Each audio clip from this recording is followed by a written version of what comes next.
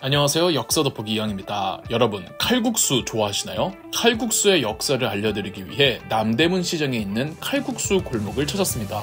소소한 반찬이 이렇게 있습니다. 배추김치랑 열무김치입니다.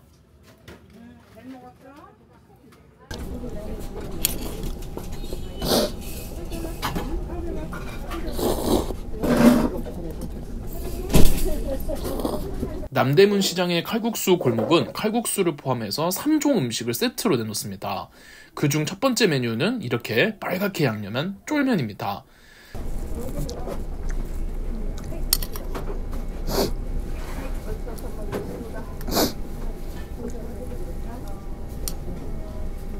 전형적으로 우리가 잘 알고 있는 그 분식집 맛의 쫄면입니다. 네, 안녕. 세나나. 세나나. 아, 이거? 핑크.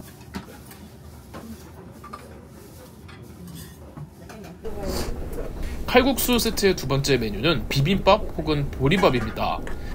오늘 안 나와?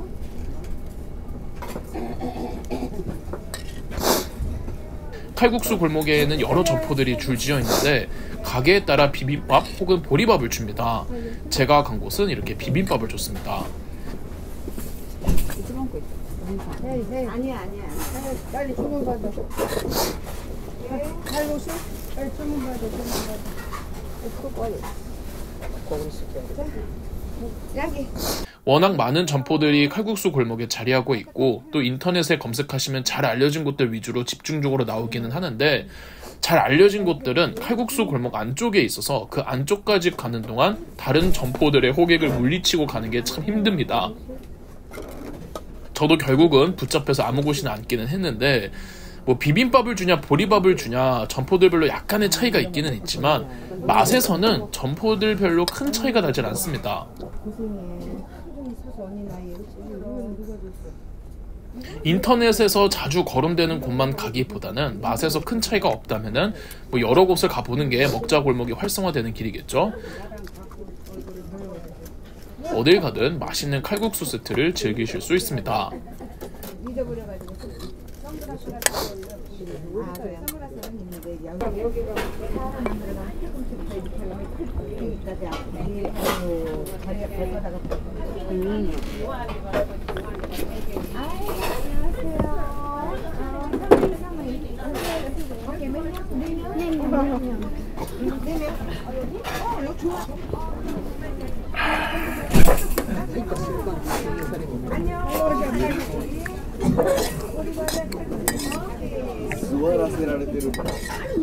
외국인이 엄청 많더라고요.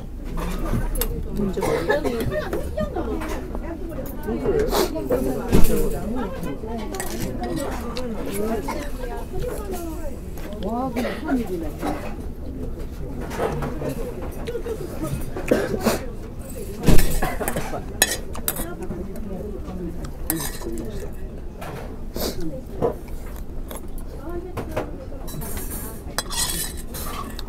자, 싹 긁어 먹었습니다. 드디어 메인인 칼국수입니다.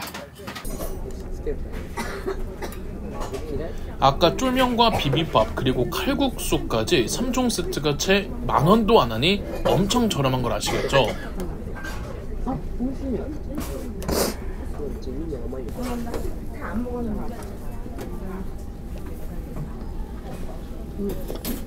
역시 겨울에는 뜨끈한 칼국수네요.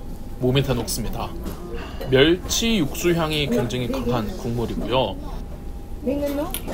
4개? 칼국수 4개. 원, 둘, 셋, 4개.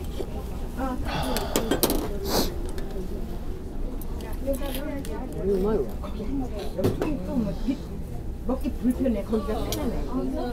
칼국수만 4개. 냉면 필요 없어. 쌈스 필요 없어. 이 면이 아주 굵은 게 남대문 시장 칼국수 골목의 특징입니다. 우리는 칼국수를 언제부터 먹기 시작했을까요? 우선 한식들 가운데 밀가루로 만든 음식은 그 역사가 오래되지는 않았습니다. 우리 한국은 밀 문화권이 아니잖아요. 면 요리야 있었지만 한국의 전통적인 면 요리는 메밀로 만들었죠. 칼국수의 시초에 대해서는 설만무성할 뿐 이렇다 할 정설은 없는데, 본격적으로 우리 한국인이 칼국수를 먹기 시작한 건 6.25 전쟁 이후 50년대 중후반부터였습니다. 미국은 한국의 경제원조를 조건으로 6.25 전쟁의 휴전을 반대하던 이승만 대통령을 설득할 수 있었는데, 그렇게 전쟁이 끝나고 미국이 적극적으로 지원해 주었던 산업이 밀가루, 설탕, 면방직이었습니다. 세 개가 모두 하얗다고 해서 이를 삼백산업이라고도 하죠. 특히 미국은 밀 강대국이다 보니까 밀가루가 한국 사회에 보편적으로 퍼지고 밀가루를 활용한 음식들이 한국인의 밥상에 자주 등장하게 되죠. 대대적인 밀가루 원조로 밀가루를 활용한 음식들이 저렴한 가격 덕에 서민 음식으로 자리 잡고 먹기도 편한 칼국수가 큰 인기를 끌게 되었습니다. 칼국수의 칼은 말 그대로 칼로 면을 자른다는 뜻으로 본디 전통적인 우리 한국인의 면 요리는 반죽을 국수 틀로 뽑아내기 때문에 칼로 면을 자른다는 게 특이한 조리 방식이었습니다. 물론 밀가루로만 만들어지지 않았을 뿐이지 칼로 면을 자르는 개념의 조리 방식은 한국 역사 속에 있기는 했습니다. 조선시대에서 가장 오래된 한글 조리서 규곤시이방에는 비록 밀가루가 아닌 메밀로 만든 반죽이지만 칼로 잘라 면을 만들었다는 기록이 있습니다. 칼국수와 관련된 최초의 기록이죠. 19세기 시의전서라는 저서에서는 밀국수라는 명칭이 등장해 밀로 된 면 반죽을 만들어 먹긴 먹었다는 걸 알 수는 있지만 일반적이지는 않았습니다. 일제강점기 때 출판된 한국 요리책 조선무쌍 신식요리제법에는 아무래도 근대화된 이후이니 이젠 메밀이 아닌 밀가루로 면반죽을 만든다는 기록이 있습니다. 육수는 맑은 장국을 썼다고 하죠. 아무리 근대화가 되고 밀가루 음식이 조금씩 퍼지고 있었다고 해도 그 규모는 크지 않았고 6.25 한국전쟁 이전까지는 밀가루는 굉장히 귀했습니다. 밀가루 음식의 전성기는 삼백산업이 한창이던 1950년대보다는 삼공화국 박정희 정권 때 정부 차원에서 시행된 혼분식 장려운동 때였습니다. 60년대 초반부터 산업화가 본격화되며 인구가 증가하는데 쌀 생산량이 인구 증가율을 따라가질 못하는 겁니다.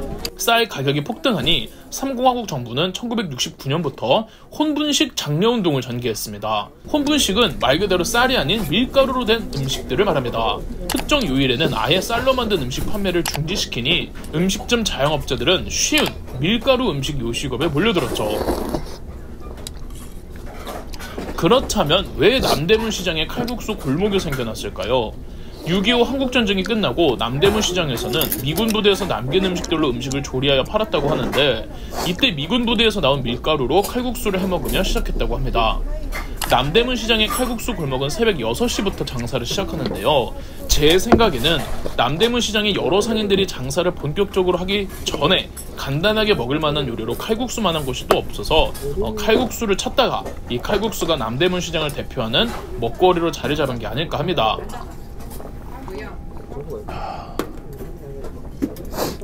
남대문 시장의 칼국수 골목은 사람들끼리 다닥다닥 붙고 다소 정신없어서 언뜻 보면 불편해 보이지만 전혀 불편하지 않고요. 오히려 전통 재래시장만의 정겨움을 느낄 수가 있어서 아주 좋았습니다. 남대문 시장의 칼국수 골목 많이 찾아주세요.